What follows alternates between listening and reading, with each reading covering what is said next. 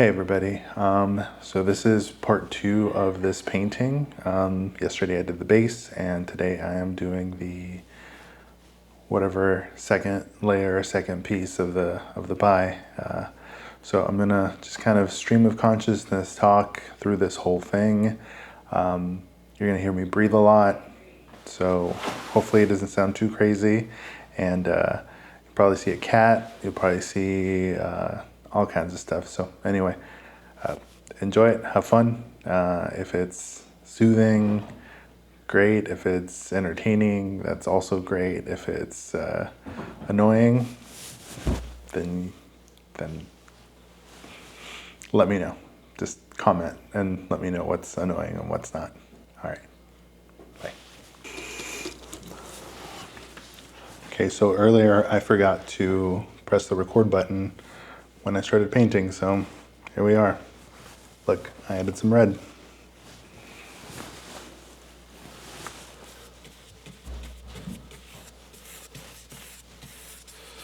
So right now I'm just kind of filling in some of this white space where I think it makes sense.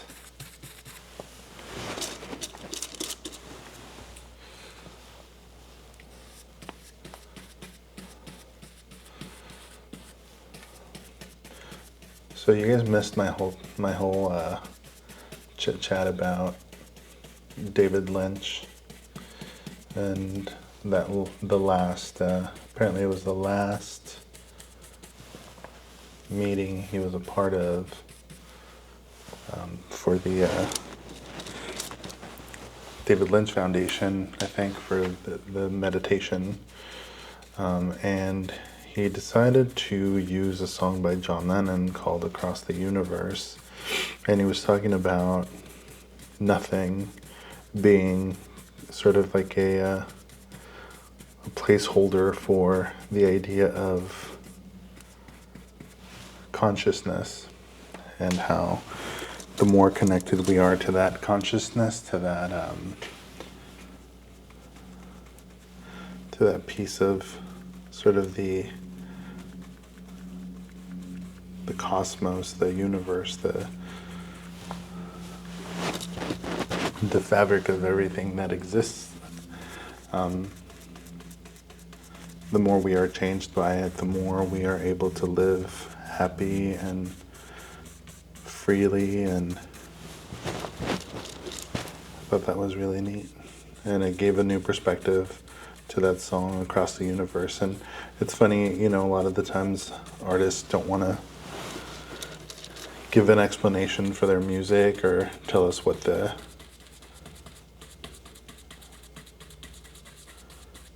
how to interpret it or how to make sense of it.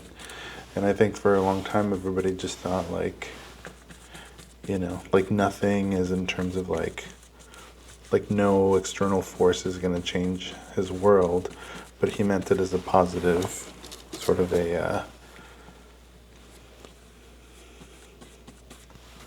or at least David Lynch interprets it as that piece of consciousness, that connection to consciousness was going to change his world. And I think in a lot of ways it did.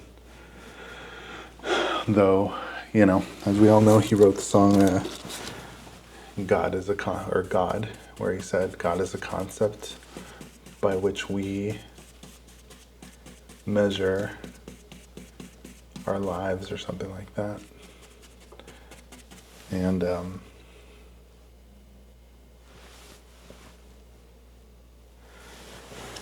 I think he rebuked a lot of things in that song, but I think it was all people. It was rebuking these ideas that people are infallible, that they're gods to be worshipped and followed. But I'd be curious to know, Yoko, if you're listening, if John continued a meditation practice, because I know a lot of people do, a lot of people did, and I wonder if John was one of those people.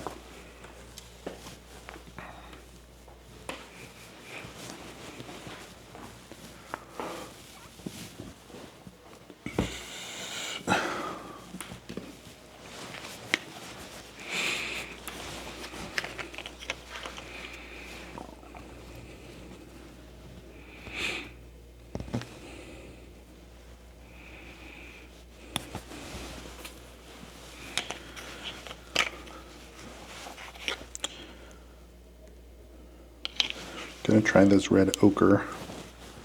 Red ochre that I got from my parents or my sisters or somebody, baby Jesus, as my family tends to say, gives us Christmas presents.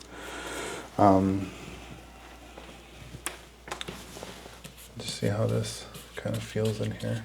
Actually, I really like it. It's like this deep brown. It's called red ochre.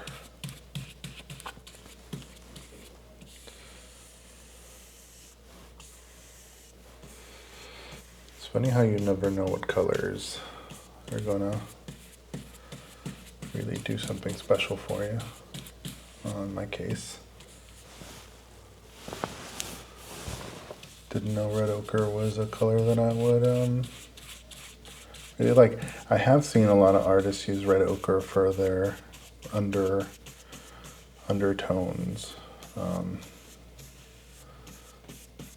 always thought it was sort of pretty, just on its own, but I never thought about using it myself because, well, just kind of figuring stuff out here. And I'm not a figurative painter, and in that way, sort of like that classicist, like sfumato kind of painter, but I admire people who have the patience and the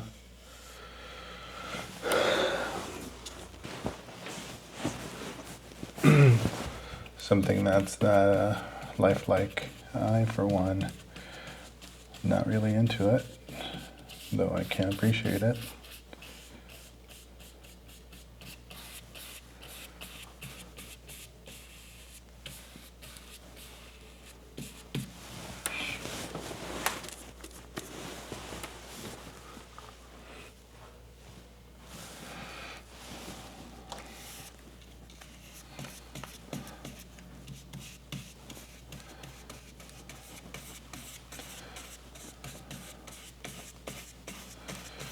Being super meta here, like it's interesting kind of doing both these things at once, talking and painting. I feel like, you can kind of get lost in both, or do both at the same time and get pretty lost in both, which is kind of cool. It's like a multitask, but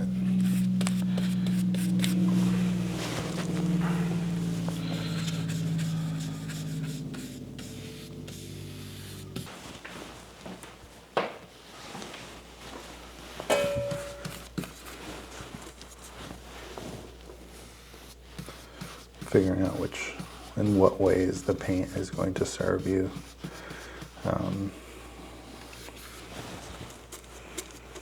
Heard something really interesting the other day about, they were talking about how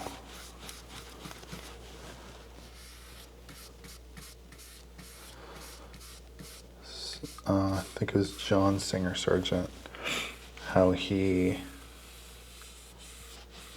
created sharp edges to create focus, and then he blurred edges to create sort of like a bokeh situation. If you know photography,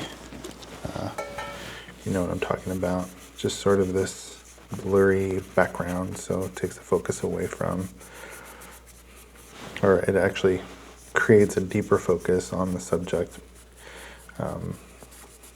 in taking the focus away from the background.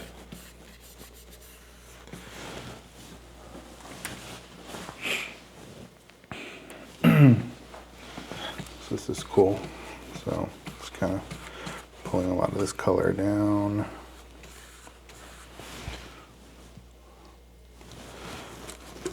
Pulling it over. Just see what pieces make sense, what elements make sense together.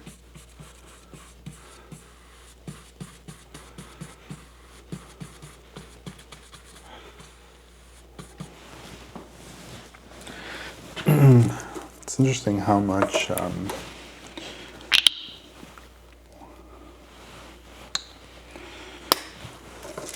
much time it takes or let me rephrase that. It's interesting how long it's taken me to kind of accept this, like calling this need. I think for a long time, I saw it as sort of a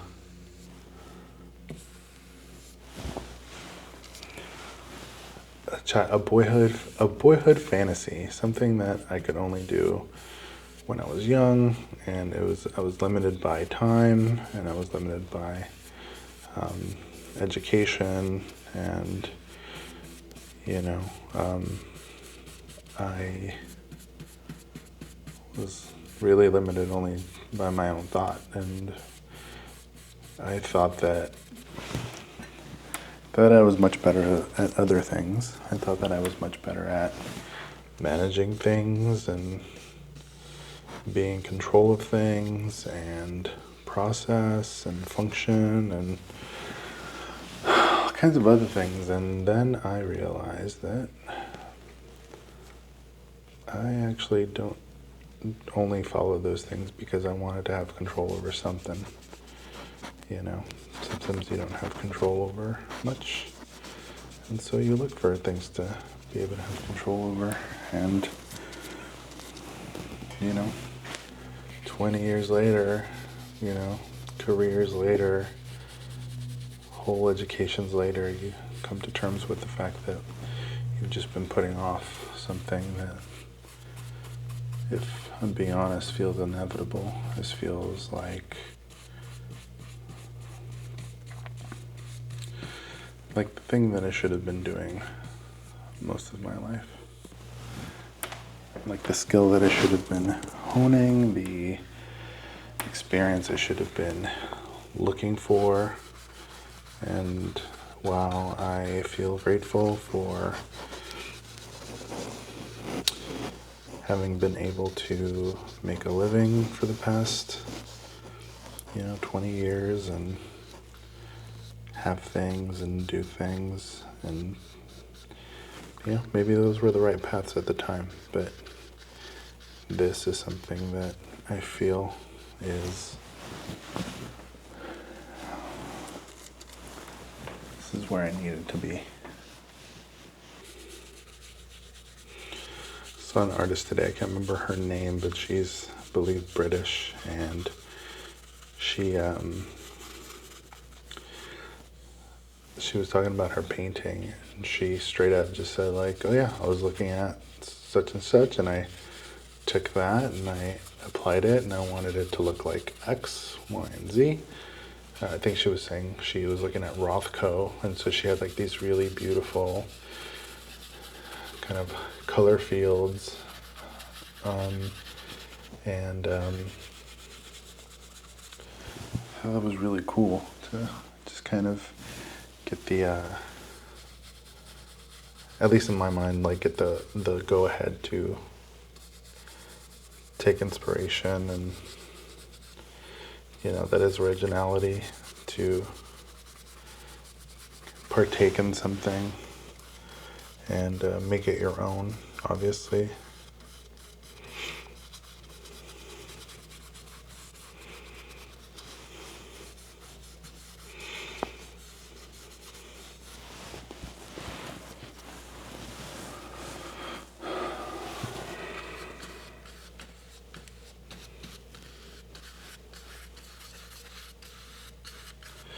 So yesterday I filmed the video, and it's on YouTube now, and it's pretty hilarious because I had this microphone set up and I forgot to talk because I was kind of nervous, but kind of let the microphone roll, and it ended up being just a lot of me breathing, which kind of gross, if I'm being honest. But I covered it up with jazz music and put a lot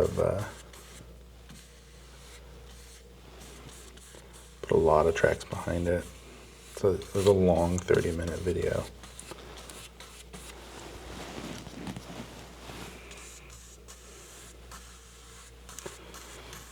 This red ochre is really doing something for me here.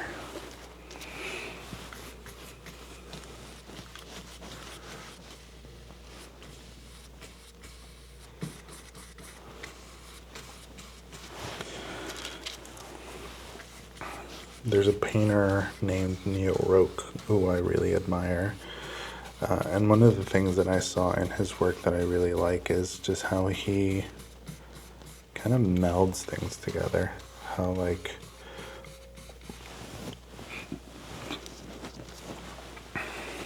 you know, this will turn into that, will turn into that. I think there's something really beautiful about that. Very dreamlike, very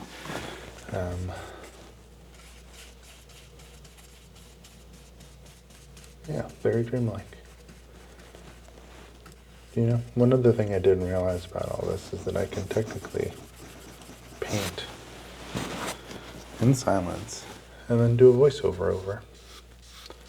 But here we are. I don't know that doing a voiceover afterwards is as interesting as doing it as I'm painting. Not that any of you are here for interesting. Maybe you are.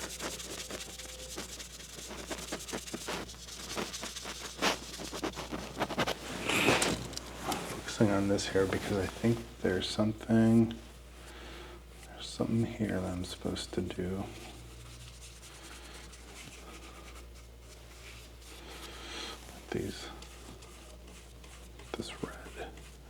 With this red and this ochre red, there's something here that either needs to be softened or pulled or something, but we'll figure it out together.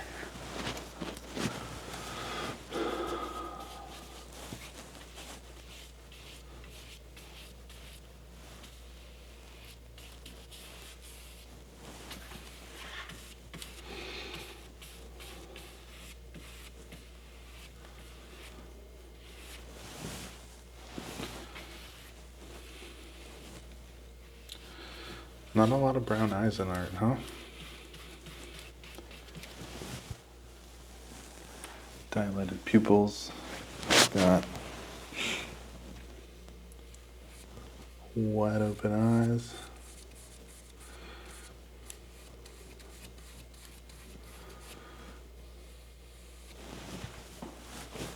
And some depth.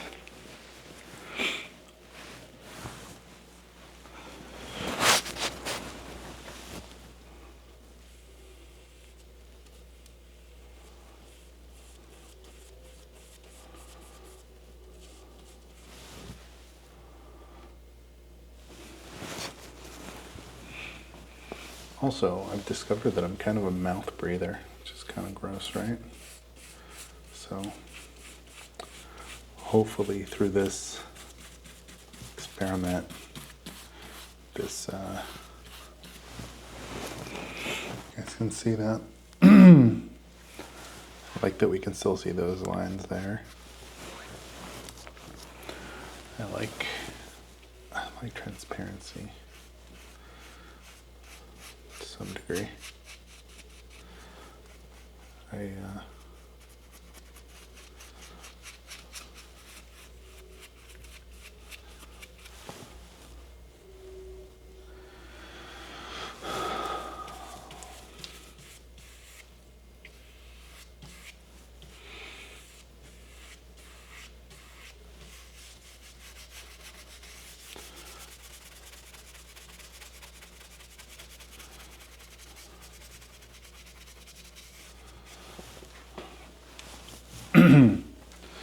Now there's something interesting always in being able to kind of let the colors underneath breathe a little bit.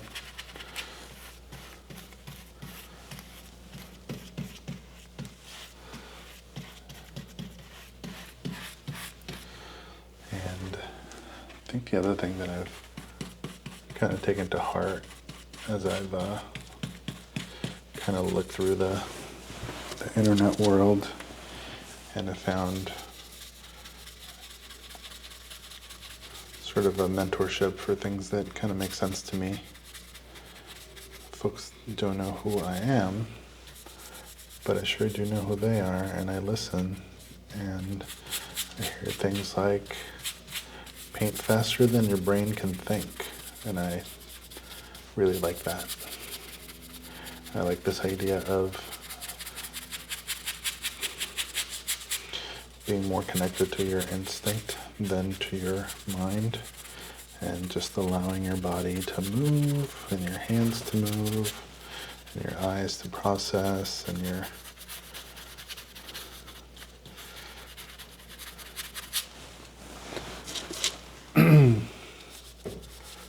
body to kind of dictate where goes what there, but for the grace of me go I, God go I,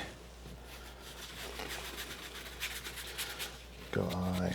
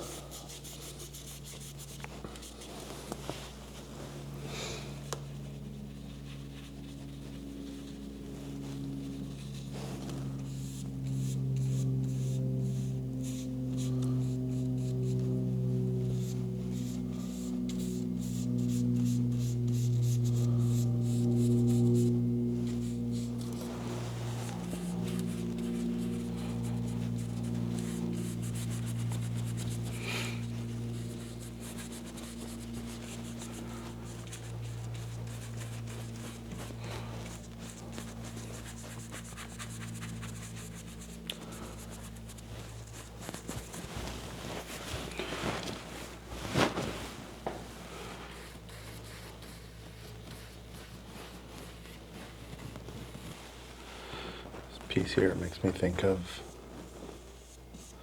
Oaxaca. Makes me think of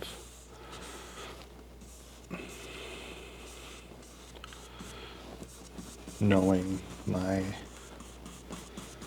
stepdad's pueblo, but not knowing where my grandparents my paternal grandparents came from, what towns they're from. Kind of having lost that connection. And that's kind of crazy.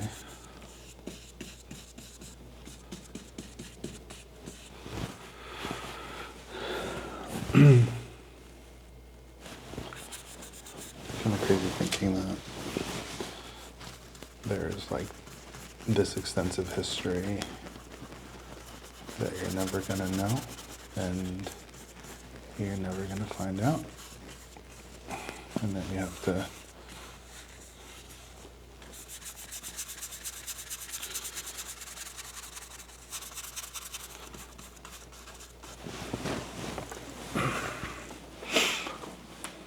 make sense of it or make peace with it, and that's just part of what it is.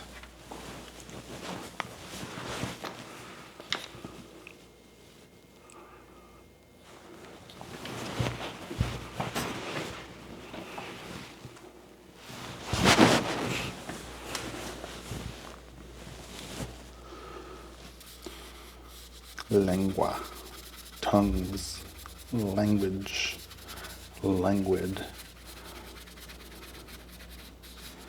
languid liltings, lenguas lentas, lenguas lejanas, lenguas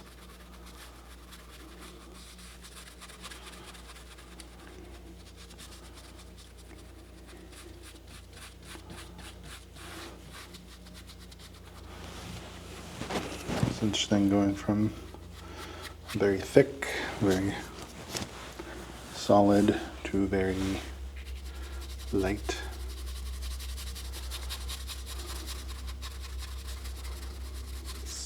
Smatterings, smotherings of paint. Sometimes you leave your job because you're in too many meetings and the meetings are bullshit.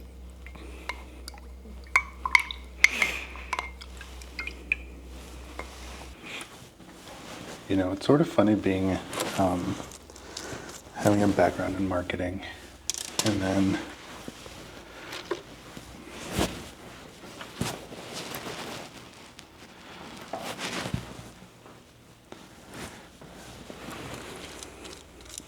having a background in marketing and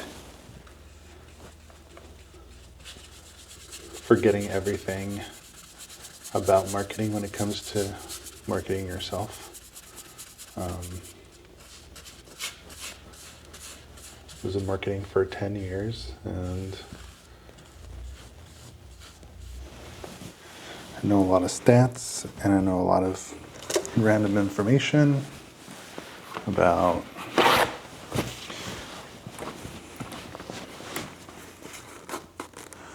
how things work, what things don't work, and for some reason I have fallen very short when it's come to marketing myself and my work. But you know, that's why what's that saying? That's why they made erasers, right? Because nothing is permanent. Feels like it's crying. It's kind of cool. But anyway, my point was that there is a gap in knowledge sometimes when you try to do your own thing, and it takes some time, and it takes friends to remind you that, hey, stupid, maybe you should use, they didn't say stupid, maybe you should use hashtags. Big shout out to Anthony Berganza for messaging me last night and reminding me that Instagram still uses hashtags, unlike Twitter, which no longer uses hashtags, or they're not as necessary per the recommendations of that app. So all that to say is that, like, it's a learning curve, man. It is a learning curve. And sometimes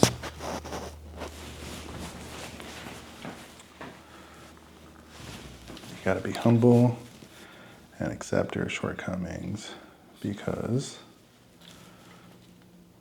we all have them, and because we can't get anywhere in life without friends and support and friendly reminders.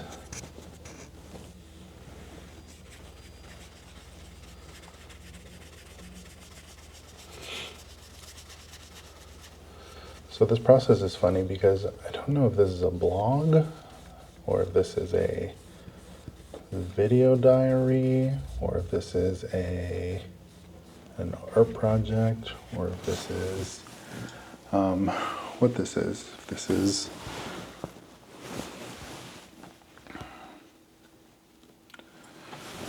is a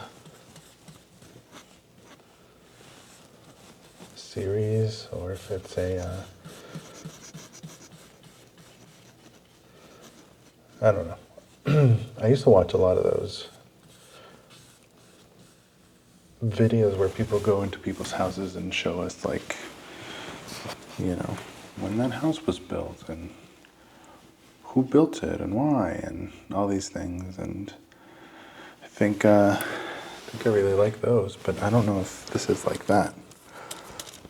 You know what I mean? I don't know if this is that same kind of situation where people are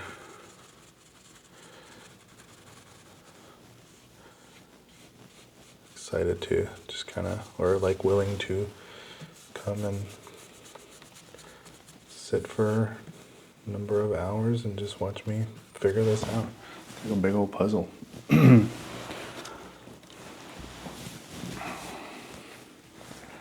It's like a big old puzzle.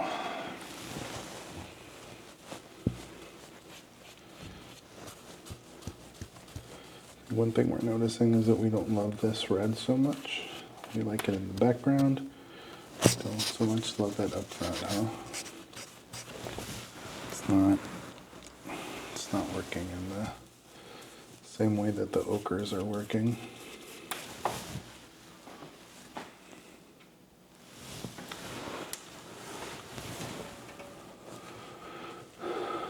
You're probably wondering, why is Jhovany wearing that white coat to paint? He's not gonna get it dirty. Well, yeah, that's the point. Wanted to get it all painty and dirty and have it feel like I have a painter's coat, because that is my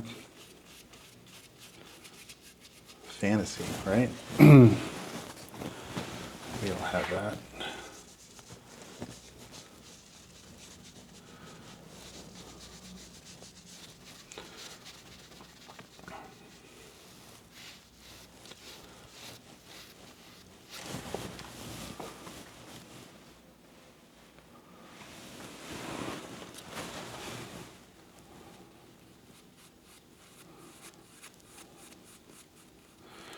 Yeah, I used to get kind of psyched out about always drawing eyes and always kind of having them float places, and I think like so silly, because it's like if a portrait painter was like, well, I don't know, I already painted a person, I don't know if I should paint another person, or oh, that person had eyes, I don't know if I can paint eyes again. It's like dumb. Well, it's not dumb, but it's very limiting. It's very limiting to see work that way, and to kind of fall into like this should or shouldn't situation. Should I? Shouldn't I? And can stop you like for like 20 years from doing what you want. And granted, like,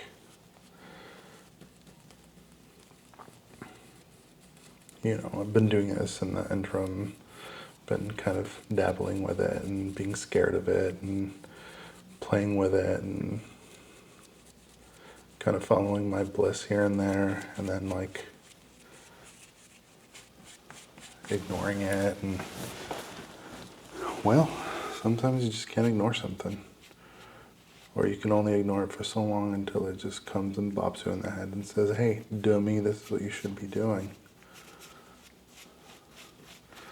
So this is much practical as it is existential, right? To follow these things and figure out what it is that we want to do with our time in this world, because it's limited and because we don't know how much of it we get, and we don't know if it makes any sense to do anything other than this.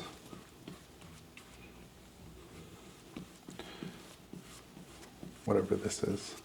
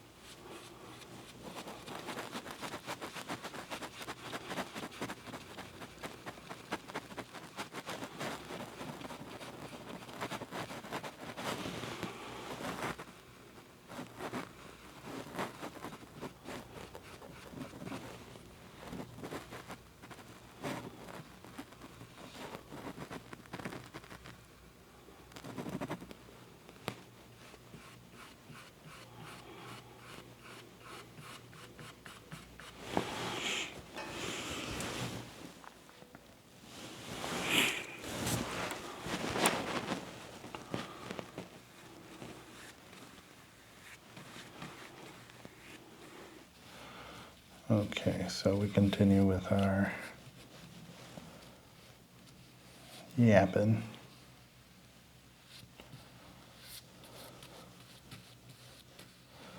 It's nice seeing this yellow ochre just kind of sitting on its own, huh?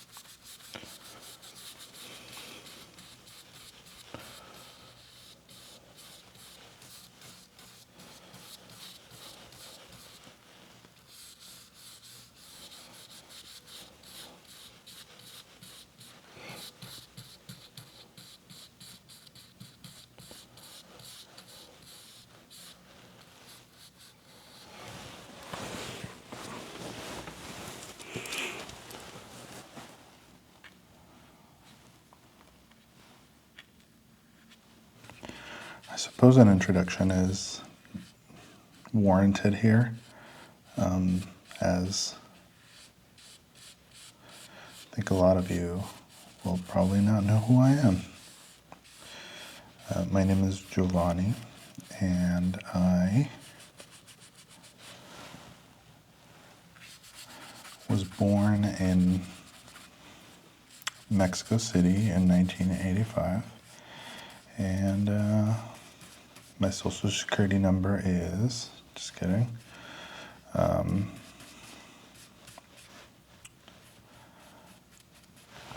am first generation immigrant. I'm an immigrant. I came to the US when I was 6-ish,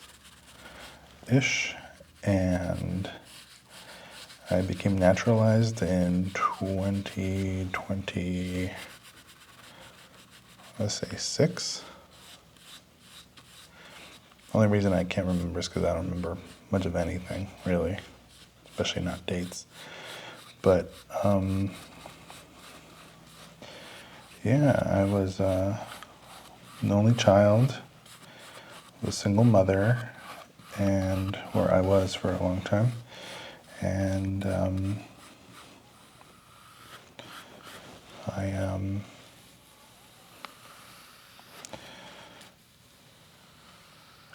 love to paint and draw.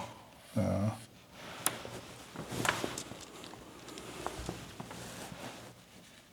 a very early age. My stepdad actually was the first person to teach me how to draw something. Like I drew before, but he drew a thing for me for the very first time, and I remember wanting to copy that and make that better and make that more real. And oddly enough, that first thing was the Queen Mary, the boat, the ship, the cruise liner, and yeah, it's so funny that my dad worked on the Queen Mary.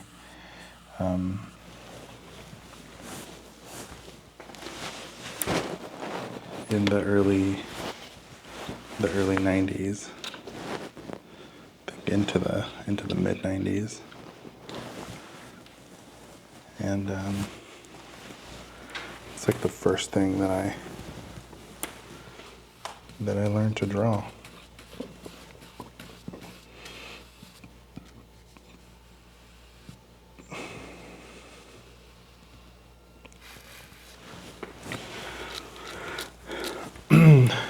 Anyways, that was some backstory. Yeah, I'm 39. This is kind of like a late mid-career, midlife kind of transition into painting, and just kind of listening to the gut, listening to that quiet voice that tells you to do something, so you have to do it. And this is what I'm doing. This is what it told me to do. So here I am for you. For you, for you, for you, for you, for you, for me, for everyone. I think Ram Dass used to talk a lot about like you're getting out of your karma, or like your karma, and I've heard a lot of people talk about like the thing that you don't want to do the most is the thing that you should be doing. Like the thing that scares you the most, and that's kind of,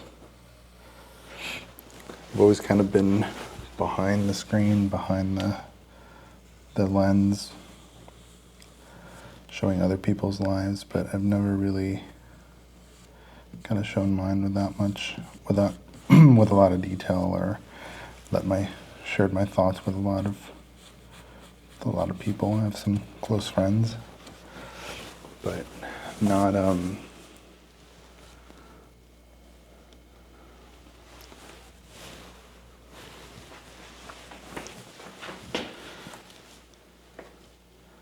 speaking to a big audience is not something that I kind of been jonesing to do. So this is an interesting time for me, to say the least.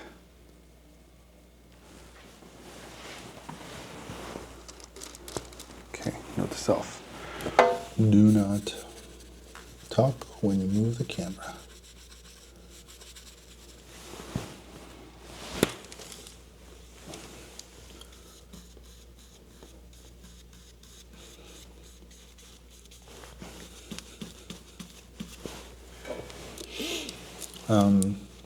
I'm married to a beautiful woman named Sarah Wallen, and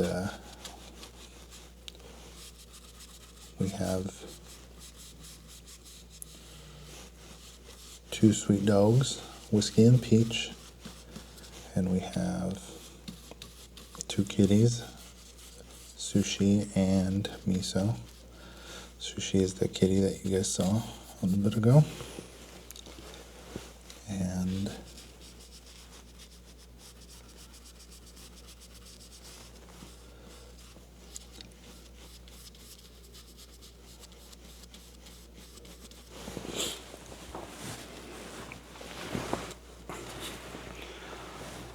it's really fun doing the sloppy parts, huh?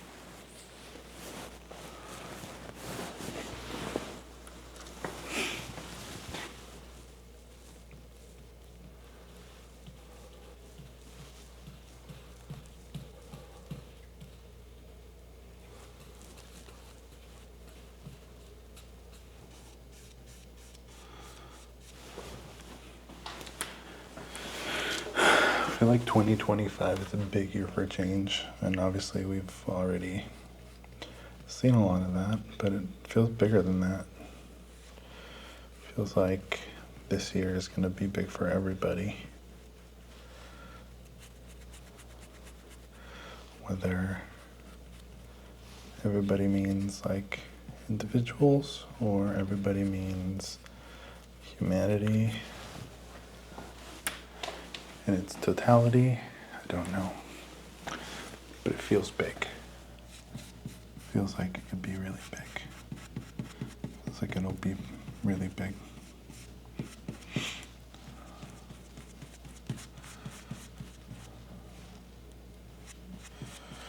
I'm not a big fear person. I'm not somebody that kind of holds on to these ideas of, you know, big tragedies are coming, or big waves of, you know, disaster are coming. It's kind of not the vibe. It's not the vibe, it's not the world that I try to inhabit. I'm curious though.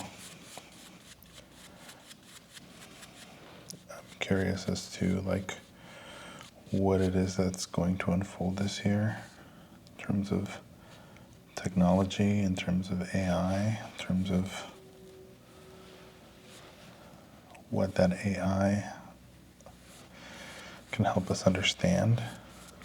If that AI is like another level in this, what some people call a simulation. I kind of like to think of it that way sometimes. In a big video game or in a big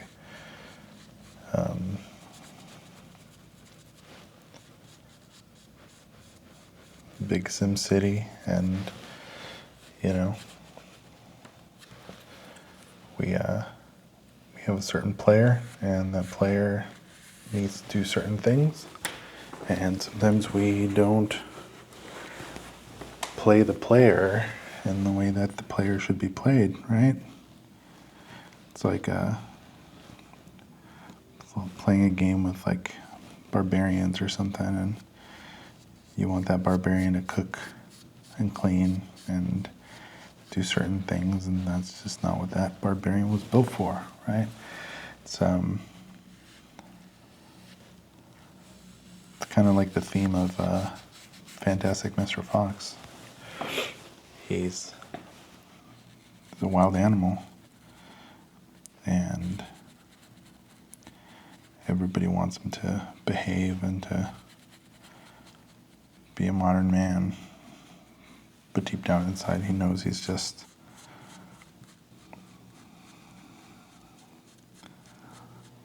a wild animal.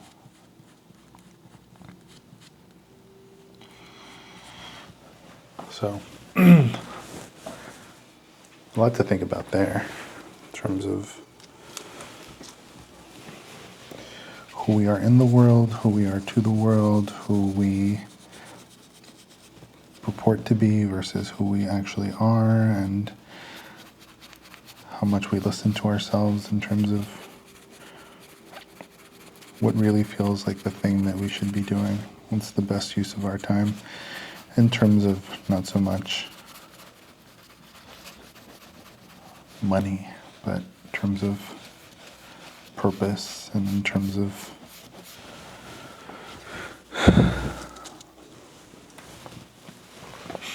your satisfying sort of like a mandate that you have from your, I don't know, from your God, from your universe, from your programmer, from your whatever it is. And oftentimes we don't listen to that. We can't listen to that because we have so much shit kind of blocking those connections, and I think that's what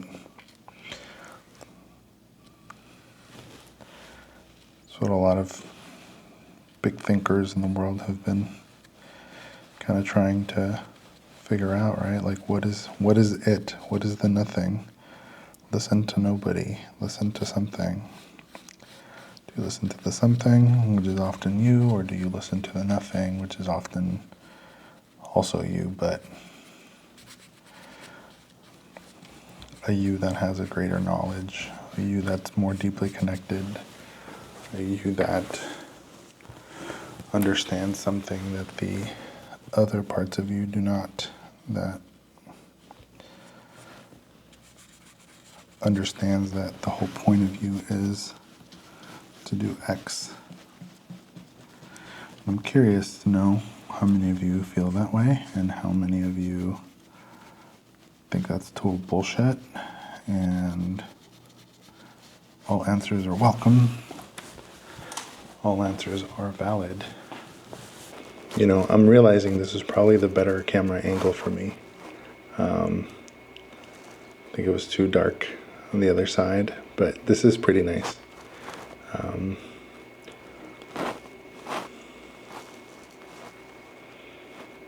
Who cares? Who cares? Who cares? Alright, we're in this bottom quadrant. Just gonna see what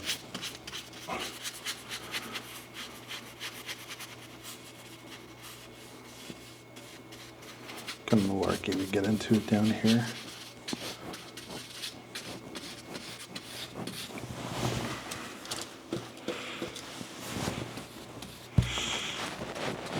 Kind of mixing the ochre and the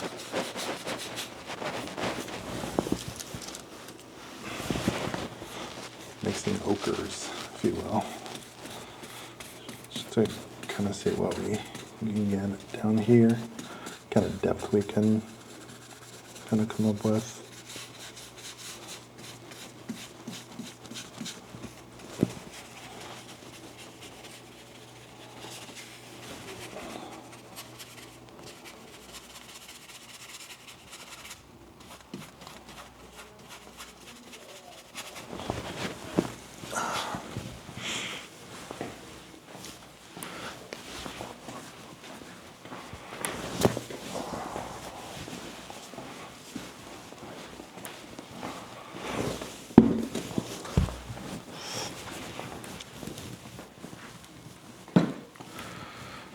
I don't know what it is with me and kind of like having a mound in this part of the picture.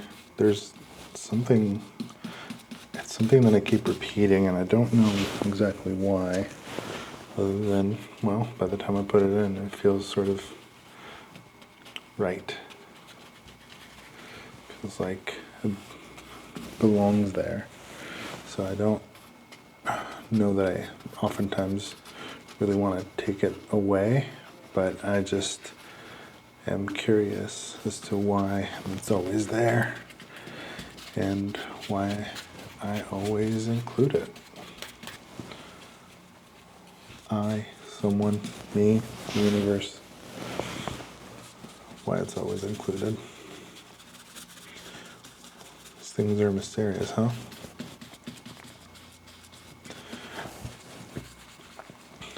Curious to hear from other painters as to where, like, esoteric mysticism, how it influences your work, if at all.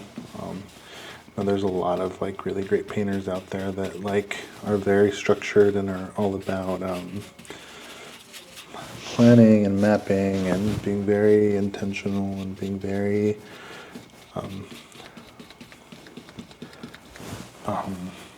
kind of, not being very, but that are very focused on process. But I'm curious to hear from any painters who are focused on kind of intuition and intuiting moments and feelings and subjects and all of that.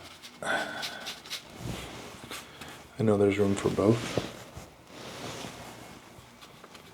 So I'm not poo-pooing anything. Poo-pooing, what a dumb thing to say. I'm not shitting on anything. But I'm curious, just because my process is very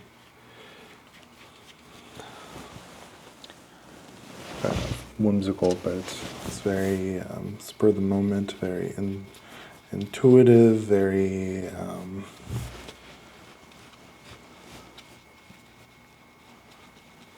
unplanned.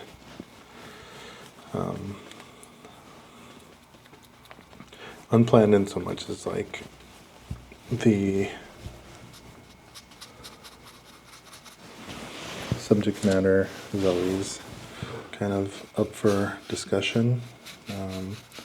What the focal points are, what, if anything, I'm going to say in the painting.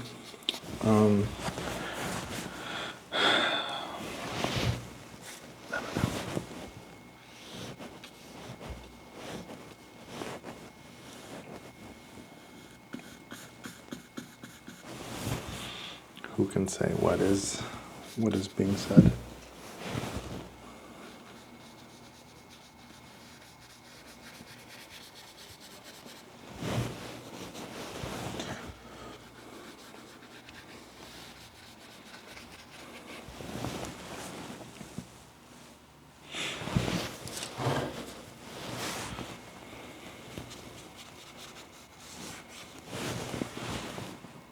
Yeah, went outside my designated area, which I think is okay. Just know that I needed something here. Kind of giving us some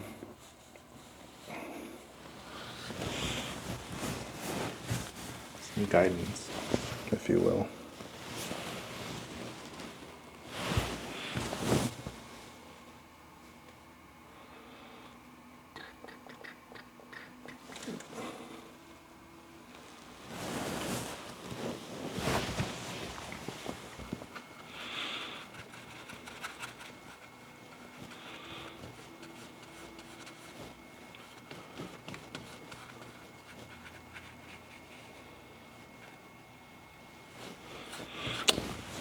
I usually paint with music on, but because of these damn pesky YouTube restrictions, I cannot even begin to consider having music in the background.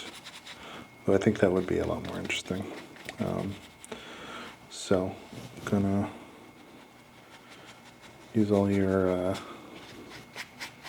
run-of-the-mill YouTube musics, YouTube songs, YouTube licensed stuff here, and see where that takes us, because we don't want to get in trouble.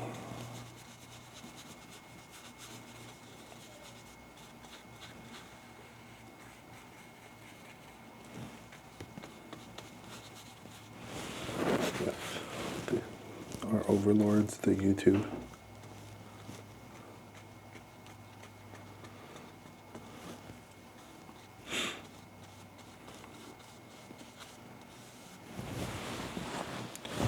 I wonder if anybody's wondering why I'm just using this one brush. I don't know. It just feels right. Feels like this is the brush for me to use on this. So this is where we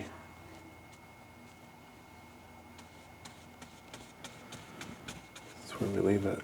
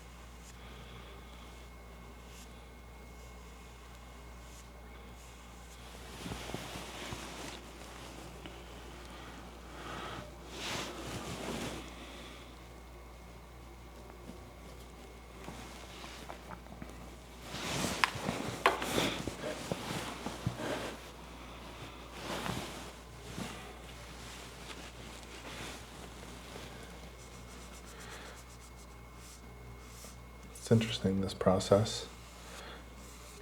This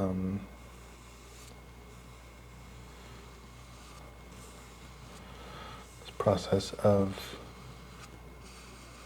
feeling free and feeling like you can share these moments with strangers.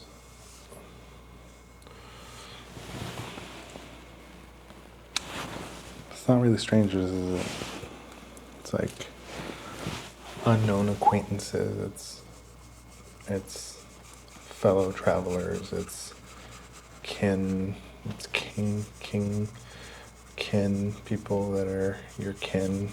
All people are kin.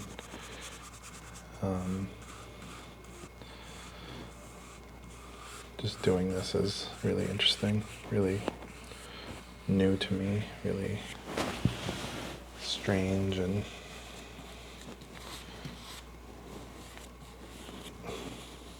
exciting in a lot of ways, because today I'm doing it differently than I did yesterday, and just kind of coming through with all of this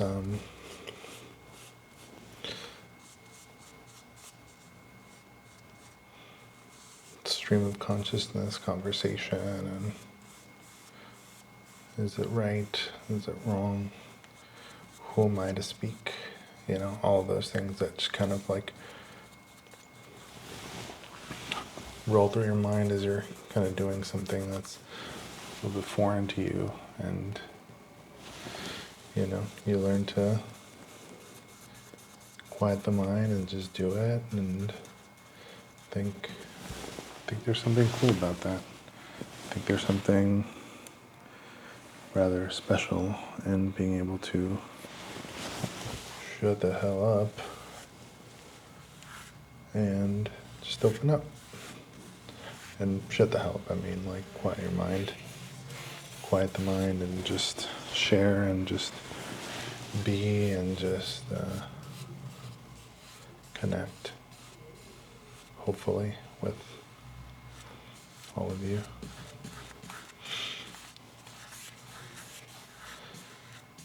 Because ultimately, time will tell if this makes any sense. No, I mean, I guess in doing it makes sense, right?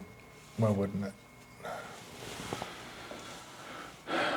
Staying away from the no's and opening up to the yeses, lots of yeses.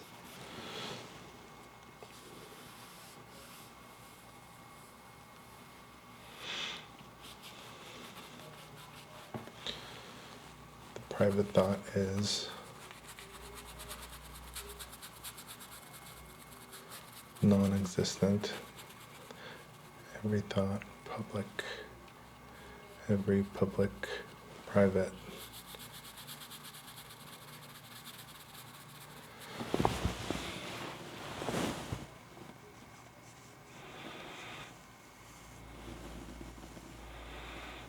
What does my left hand do differently that my right hand doesn't do?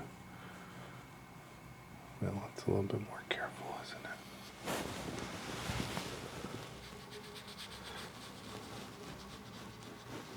Slower. For sure. Slower.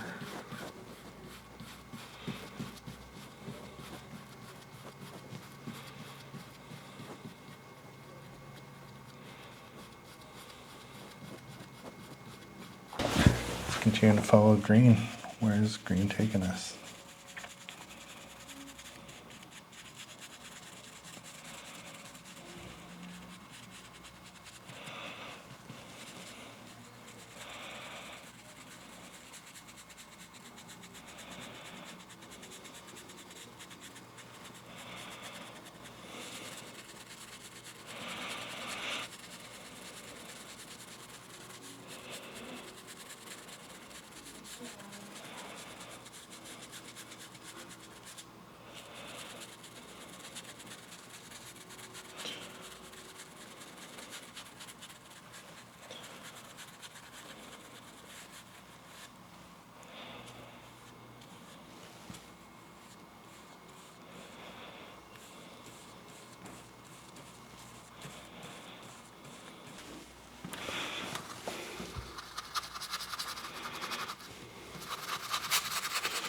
Yeah, I've been painting for a little bit, and I realize that I haven't been painting faster than I can think. And that's a no-no, baby.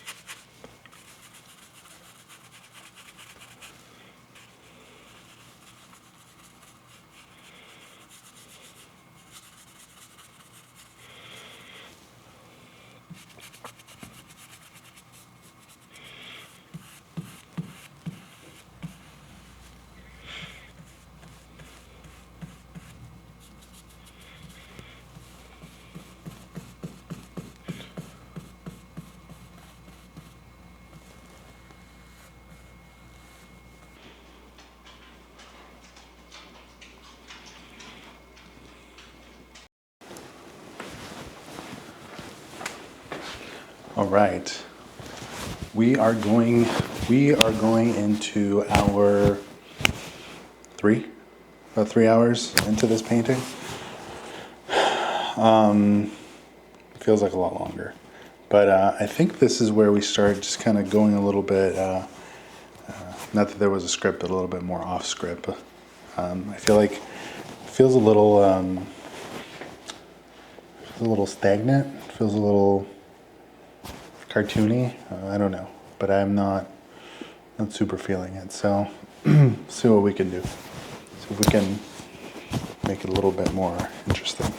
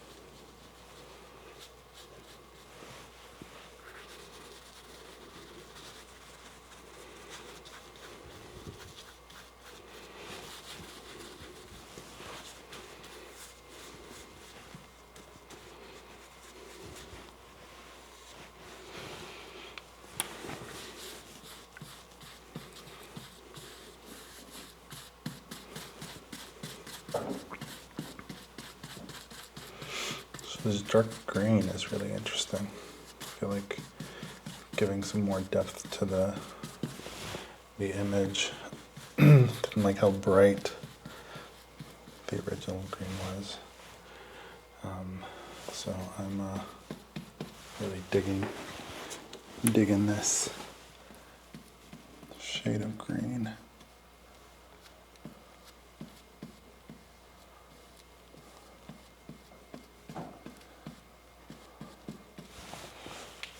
I like how it blends too.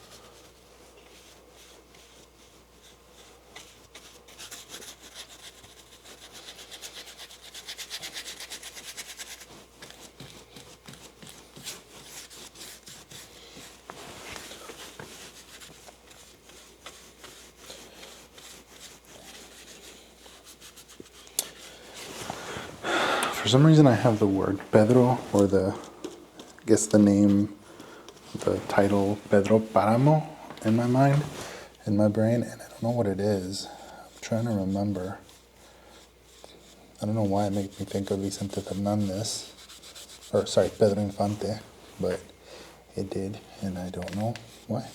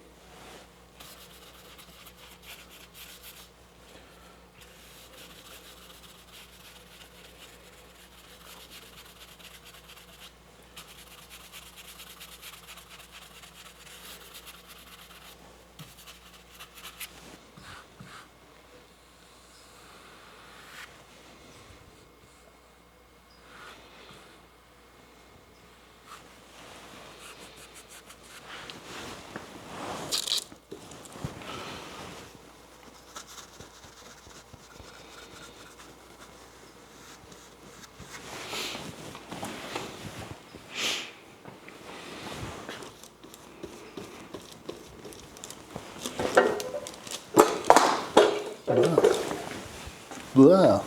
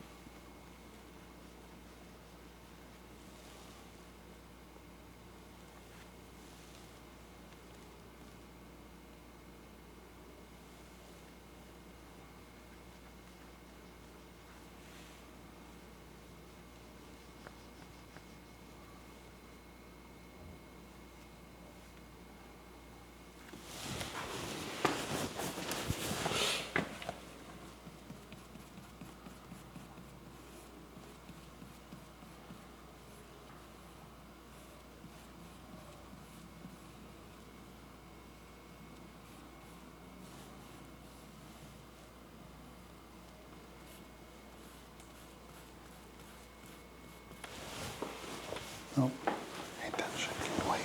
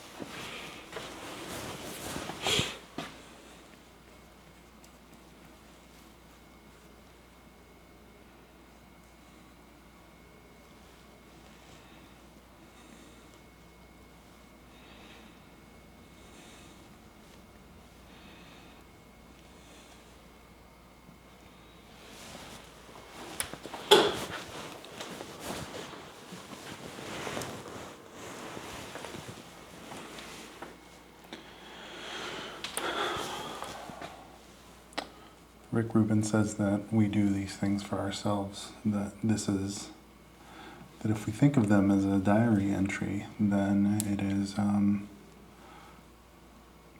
that these things that we make are purely for ourselves. They are a record of our existence. They're a record of the way that we are experiencing a particular moment.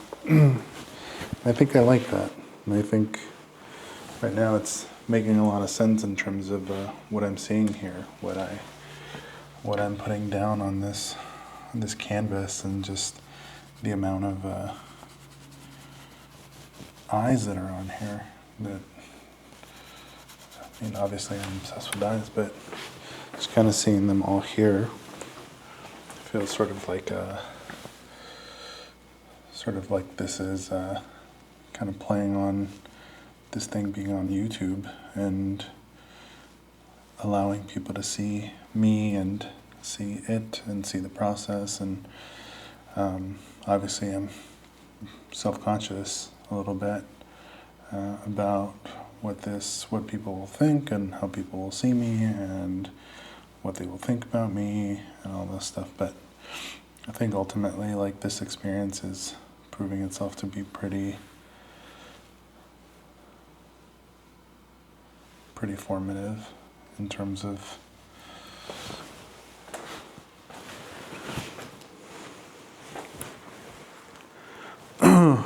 in terms of it being not as difficult or problematic,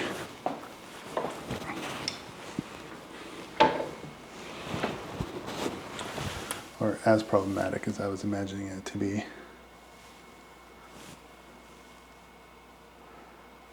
So, you know, we win some and we win some. Sometimes there are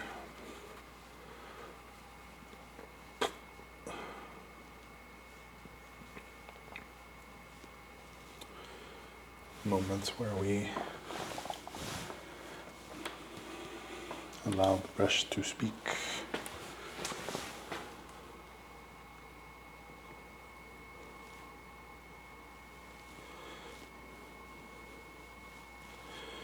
And when we allow ourselves to be open and to be vulnerable and to be fluid with our expression,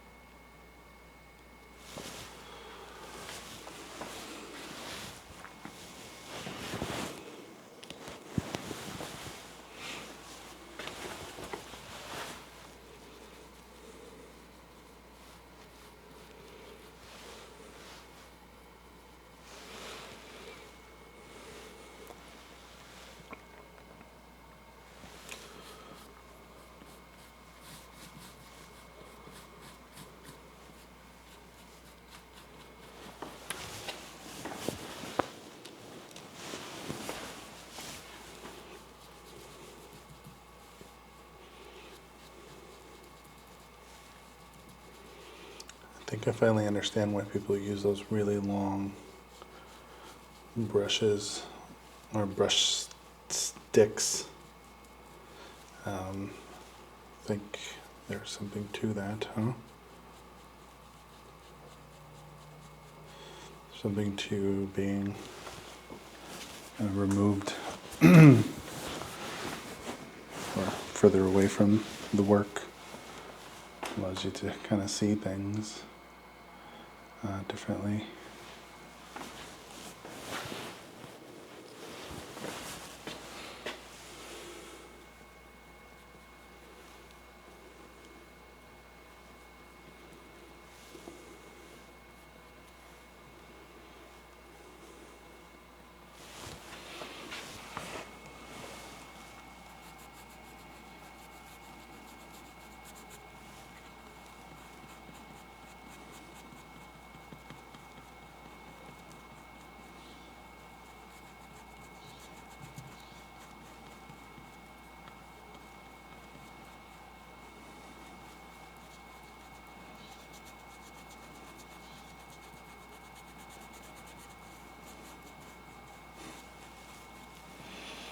It's interesting to kind of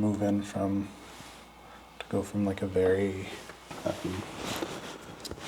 sort of intense color situation to with just having black and white, and it just being stark to having something that's a little bit more dynamic color-wise, and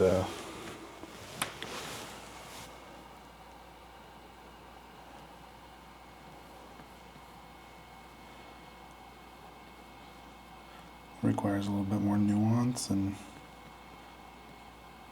patience.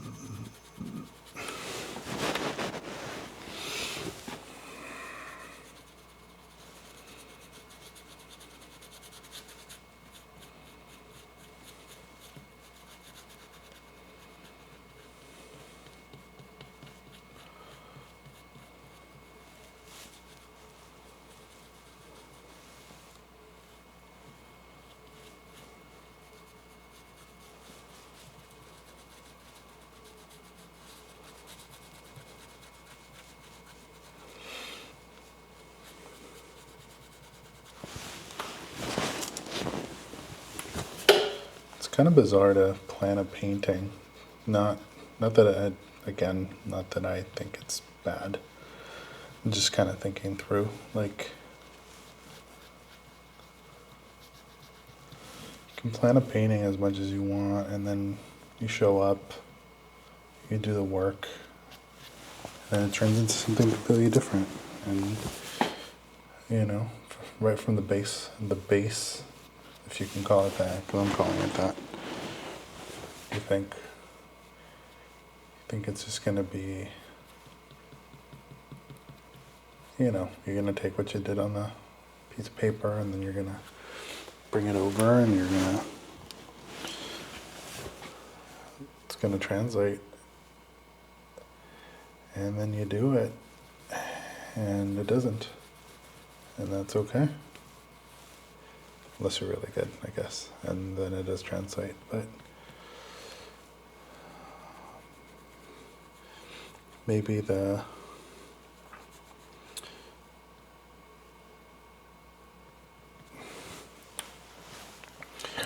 lesson we learn from having that internal conversation is that maybe next time we plan a painting, and then we actually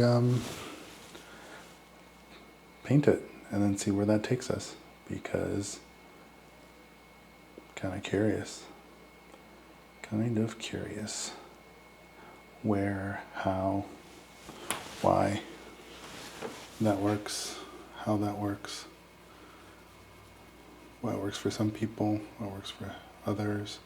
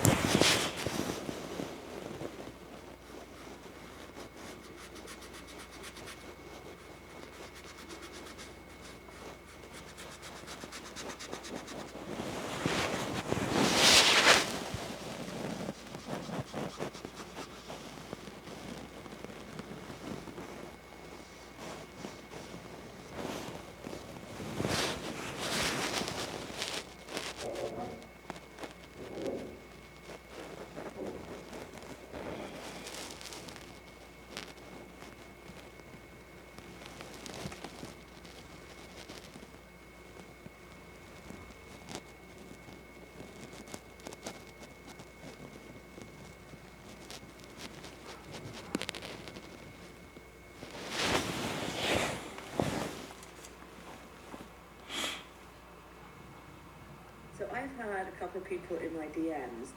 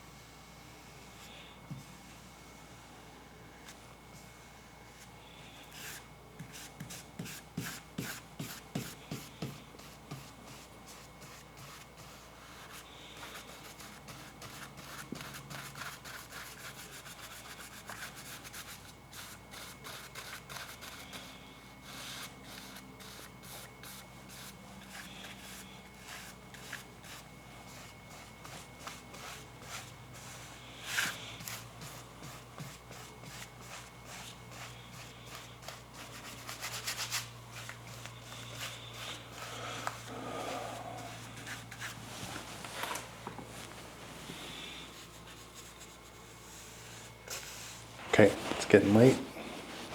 Gotta go, gotta call it.